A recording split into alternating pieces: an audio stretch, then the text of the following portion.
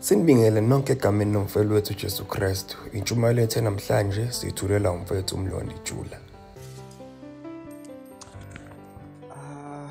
Sibabingelele abazalwane egameni lika Jesu Kristu Inkosi yethu.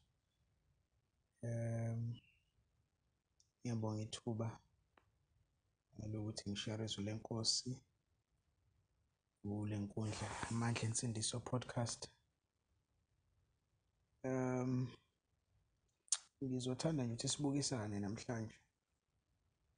Sizama ukuphendula umbuzo othi elithini iBhayibheli ngokuba umfundisi komuntu wesifazane. Sike sibukisane bazalwane izwi lenkosi ndawonye.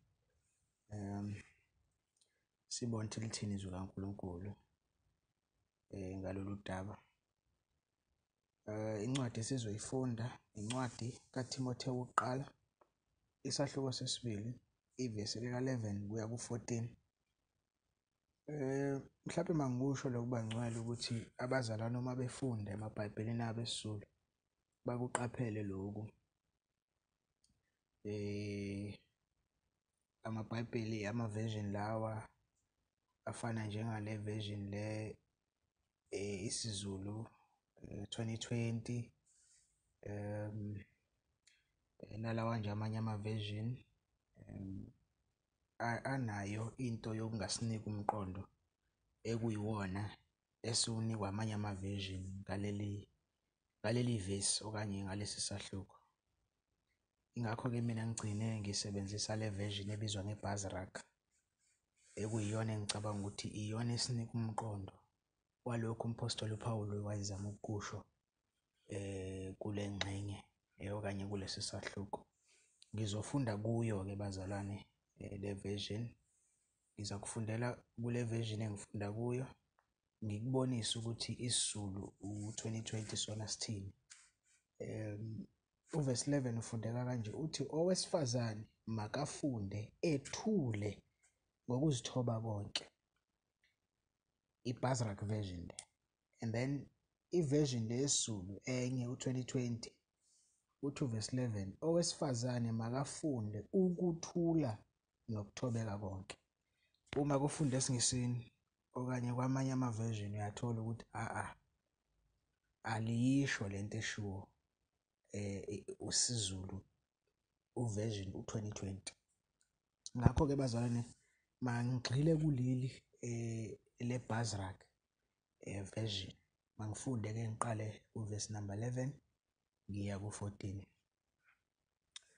Owesifazane makafunde ethule ngokuzithoba konke, kepha angimvumeli owesifazane ukuba afundise nokuba abuse phezu kwendoda, kodwa ukuba athule, ngokuba u-Adamu wabunjwa kuqala kwase kuba u-Eva, futhi u-Adamu akakhohliswanga, kodwa owesifazane ekhohlisiwe waba esonweni.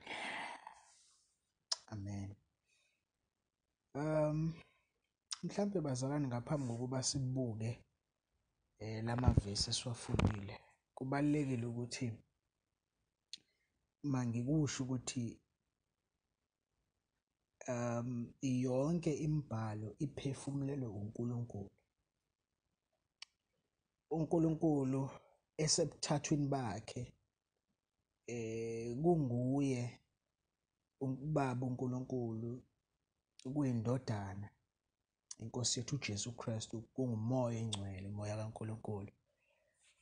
Bayavumelana ngokuphelele ngemibhalo, abanako ukuphikisana.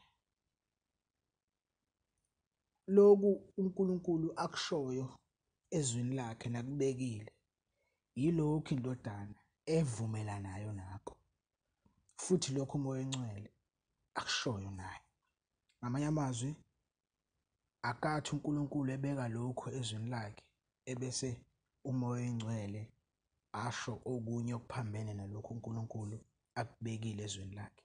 Abanako ukwahlukana, bavumelene besebuthathweni. Futhi ke kubalekile bazalwane ukuthi ngikuveze ukuthi njengoba nje yonke imibhalo iphefumulelwe uNkulunkulu, uNkulunkulu evumelana ebuthathweni bakhe ngemibhalo yonke. Kubalulekile ukuthi ngikuveze ukuthi ngisho nemibhalo kaMpostoli uPawulu iyizwi likaNkulunkulu, nayo iphefumulelwe iyizwi likaNkulunkulu. Ngoba umpostoli uPawulu wayengumpostoli kaNkulunkulu. Konke wayekusho ngegunya likaNkulunkulu. Ngamanye amazwi abazalwane, uma sithobela imibhalo kaMpostoli uPawulu, sithobela lokho okusho uNkulunkulu qobo. Imibhalo kaMpostoli uPawulu iyizwi likaNkulunkulu. Ingakho-ke kukhona abanye abaphambukayo athi umuntu lokhu kwakusho uPawulu, kodwa mina ngithi lowo muntu owenza lokho usuke ephikisana ngqo nezwi likaNkulunkulu, ngoba izinto ezisho uPawulu nezinto ezibhalwe umpostoli uPawulu ziyizwi likaNkulunkulu. Ngakho simele ukuthobela yonke into esho umpostoli uPawulu ezwini likaNkulunkulu. Nayo ke le ncwadi kaTimotheyu, incwadi ebhalwe umpostoli uPawulu, ngamanye amazwi incwadi eyizwi likaNkulunkulu. Le ncwadi ke kaTimotheyu oqala ingena ngaphansi kohlu lwezincwadi esizibiza ngokuthi i-discourse phecelezi izincwadi eziletha ukulungisa nokuyala kanye nokukhuthaza. Ilezo zincwadi ke esizibiza ngokuthi i-discourse. Umpostoli uPawulu kule ncwadi uyasinika umongo. Mawuzofunda isahluko sesithathu, uzofunda nje laphaya kuverse 14 uya ku-15 wakhona. Kufundeka kanje, uthi umpostoli uPawulu uzama ukusinika umqondo la, uzama ukusinika isithombe ngokubhalwa kwale ncwadi. Uthi, lokhu nginilobela khona ngithemba ukuza kuwe masinyane. Kepha uma ngilibala, khona uyawukwazi ukuthi kumelwe ukuba abantu bahambe kanjani endlini kaNkulunkulu, eyibandla likaNkulunkulu ophilayo, insika nesisekelo seqiniso. Ngakho-ke bazalwane, kuyabonakala la ukuthi kukhona izinto ezazingamanga kahle lana kuleli bandla laseFesu, la khona uTimotheyu wayengumfundisi wakhona.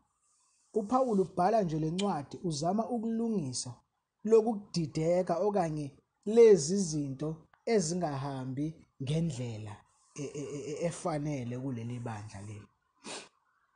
Futhi bazalwane, kubalulekile ukuthi ngikuveze ukuthi phambi kaNkulunkulu, ngaphambi kokuba sibuke lolu daba lolu, kubalulekile ukuthi ngikuveze ukuthi phambi kaNkulunkulu awukho umehluko phakathi komuntu wesilisa nomuntu wesifazane.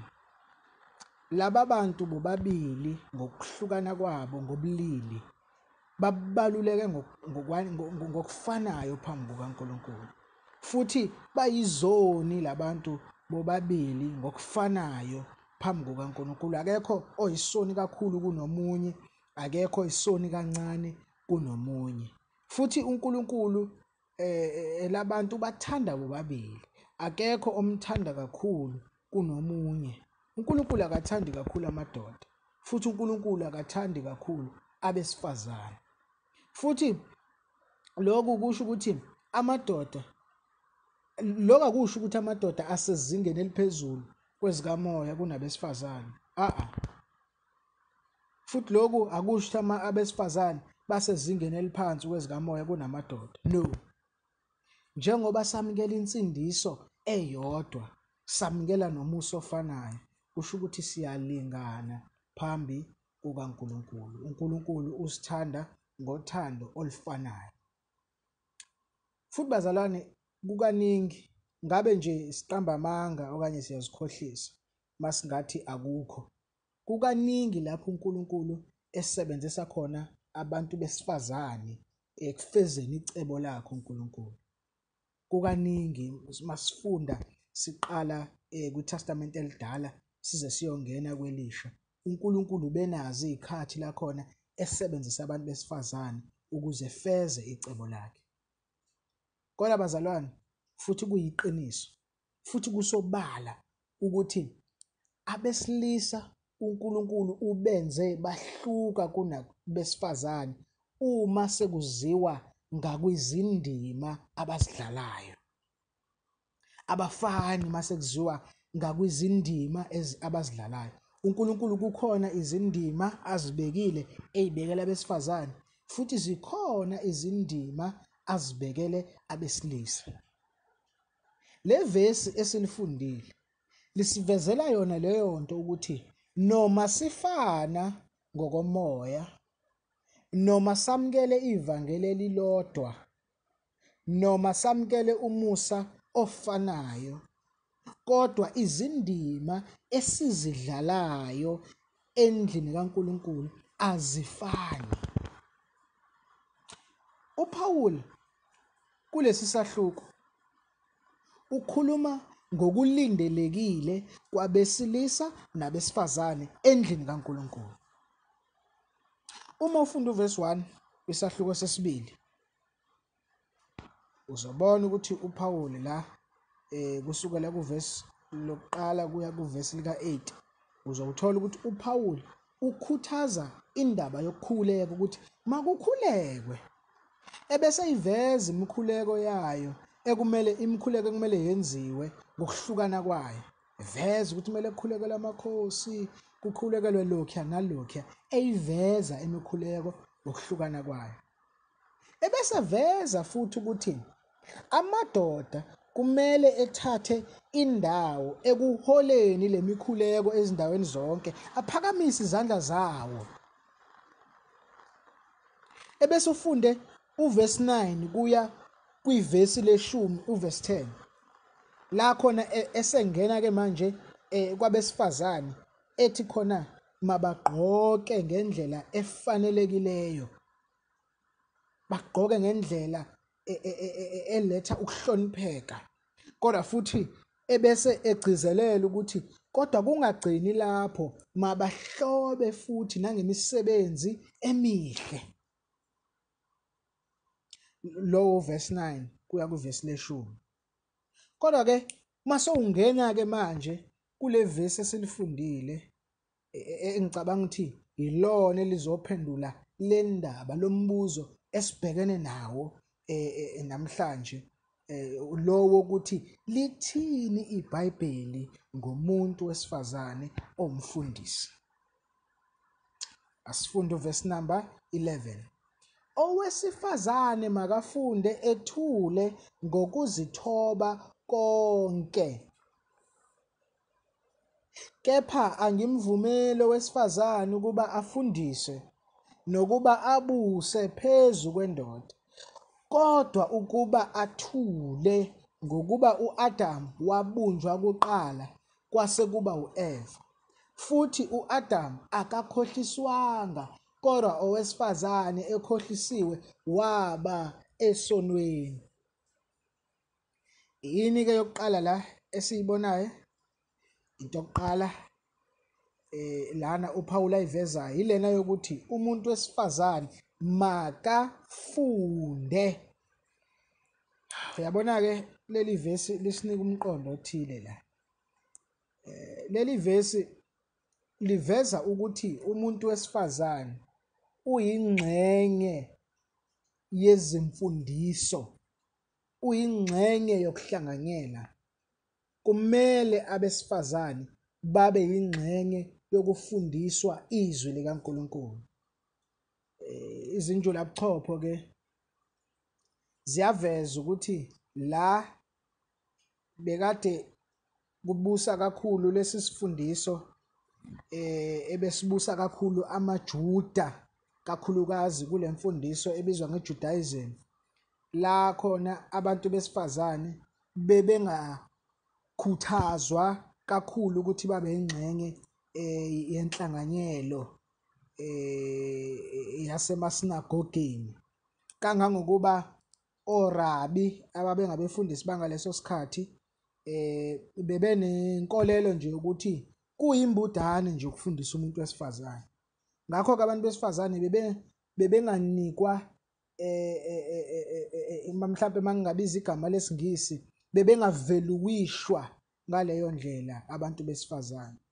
Ngakho-ke manje uPawula uma ethi umuntu wesifazane makafunde, uzama ukusinika umqondo uPawula wokuthi la esivumelane nesisho okanye thina mase sikuKristu asibakhipheli ngaphandle abesifazane, kodwa abesifazane bayingxenye yesifundiso, bayingxenye yenhlanganyelo, kumele befundisiwe.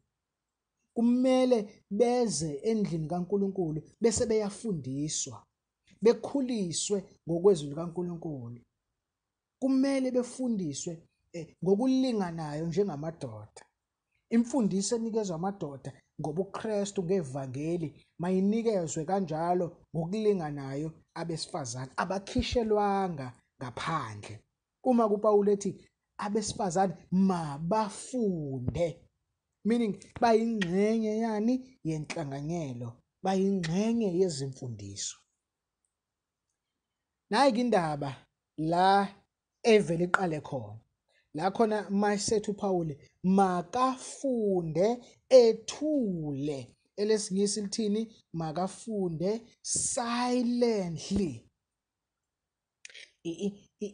Ilona-ke iyona le ndawo eyaye isuse ulaka nokudideka kwabaningi, ngoba liveza umqondo wokungazathi lithi abesifazane abathule bangabuzi ngisho nokubuza. Kodwa-ke uma sizokwehla sifunde uvesi number 12, uyasinika uyasivezela ukuthi sibone ukuthi lokhu kuthula komuntu wesifazane akuhlangene nokuthi akathule angabe sakwazi ngisho ukuvula umlomo wakhe, kodwa lokhu kuthula kuhlangene nokwenza phecelezi ne-office lobufundisi, inokwenza lento nendaba yokufundisa ukuthi owesifazane ngokwezwi likaNkulunkulu, ngokomlomo wompostoli uPawuli, akakubekelwanga ukuthi afundise endlini kaNkulunkulu, kakhulukazi la sihlanganyele khona sonke njengebandla, kukhona ngisho amadoda. Ngoba sesizwile futhi siyazi ngokubhala kukaThayithasi ukuthi abesifazane bakulungele okanye bavunyelwe ukuthi bafundise abanye besifazane, futhi bangayifundisa nezingane, futhi bavumelekile nokuthi bacule nje izwi likaNkulunkulu. Kodwa mase kuziwa ngakwindima yokufundisa enhlanganyelweni yabazalwane, kukhona namadoda kwindima yobufundisi, izwi likaNkulunkulu lithi owesifazane makathule, angayithathi leyo ndawo. Nali elinye igama elibalekile la lithi makafunde ethule ngokuzithoba konke.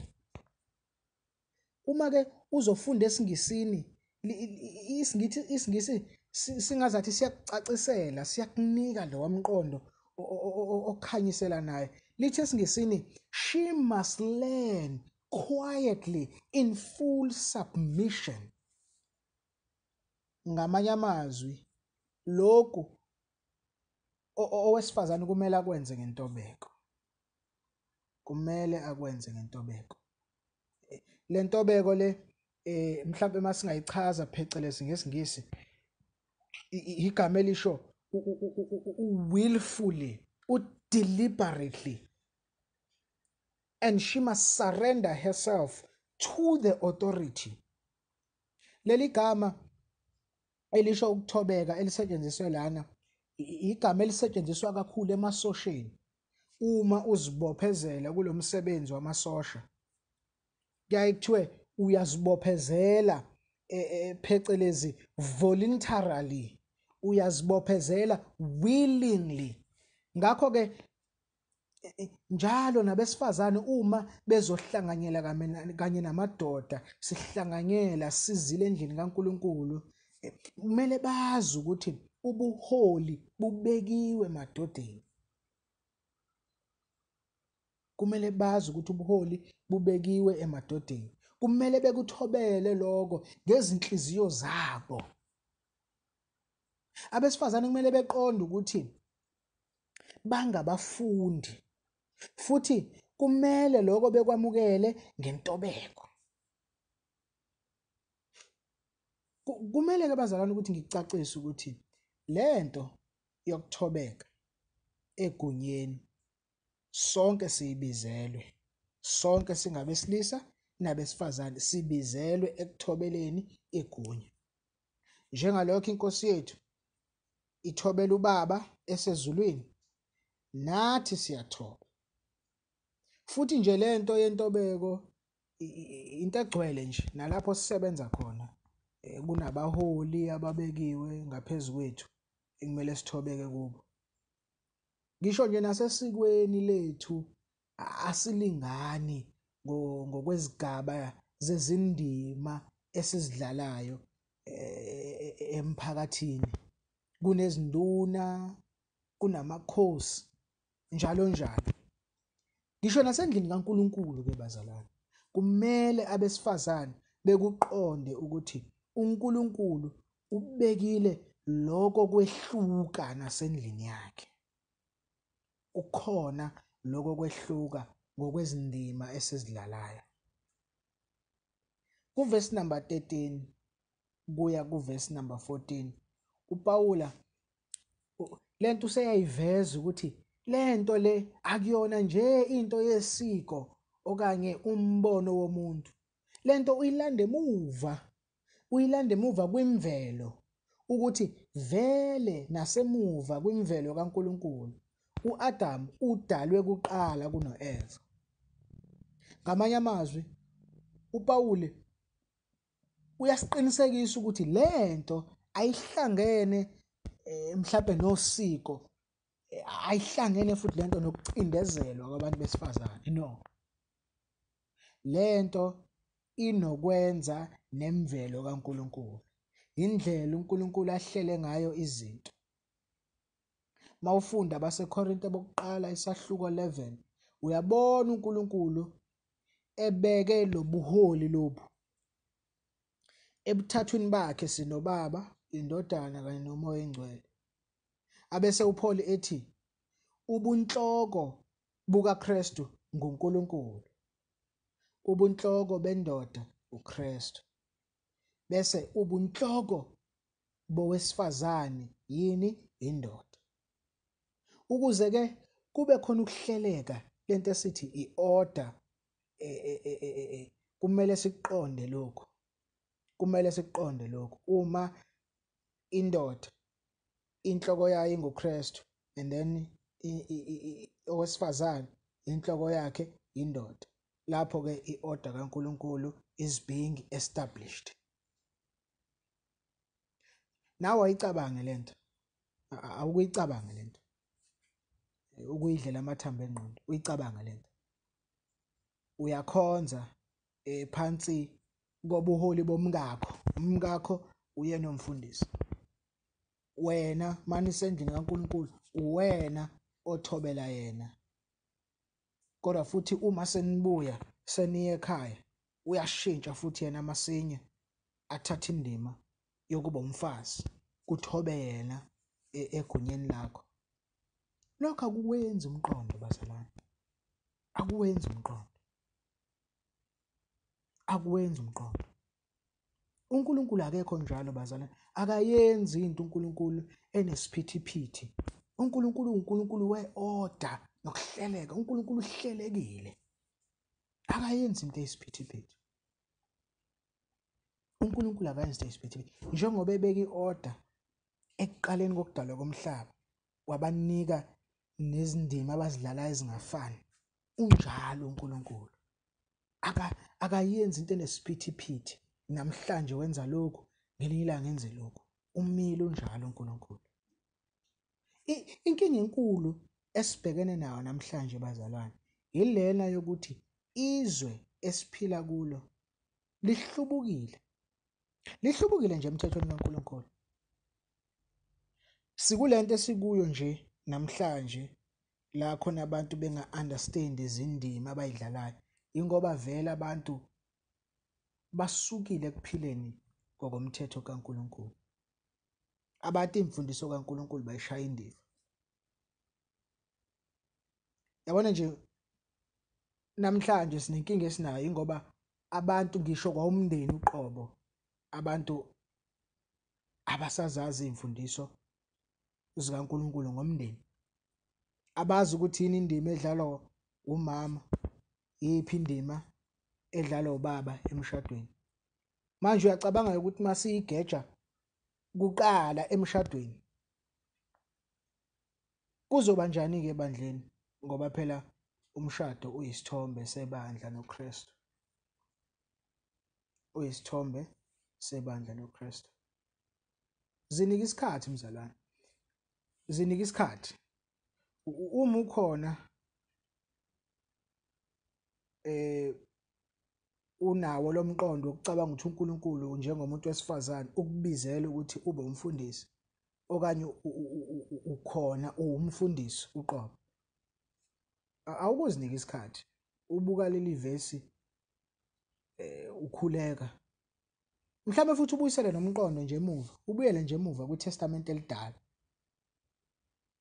Akukho futhi akuvamanga ukubona uNkulunkulu enika owesifazane ubuholi. Ufunde nje iTestament elidala, mhlawumbe uze uyophuma eTestamenteni elisha, kusukela ku-Adam kuze kuyofika isikhathi sabaphostoli. Ubuholi uNkulunkulu zonke izikhathi ubebunika amadoda. Ubebunika amadoda. Bazalwane, uNkulunkulu uyabathanda impela abesifazane, futhi ubathanda ngokulinganayo namadoda, futhi baphile nezipho zokukhonza ibandla. Abantu besifazane baphiwe izipho zokuthi basikhonze ebandleni. Futhi singababala abaningi abesifazane abadlalile indima kwicebo likaNkulunkulu. Kodwa masiqonde bazalwane ukuthi uNkulunkulu kune-order ayibekile ngoba yena uNkulunkulu ohlelekile. Indima yokuba umfundisi ihlukaniselwe amadoda. Yilokho ukuhlela kukaNkulunkulu.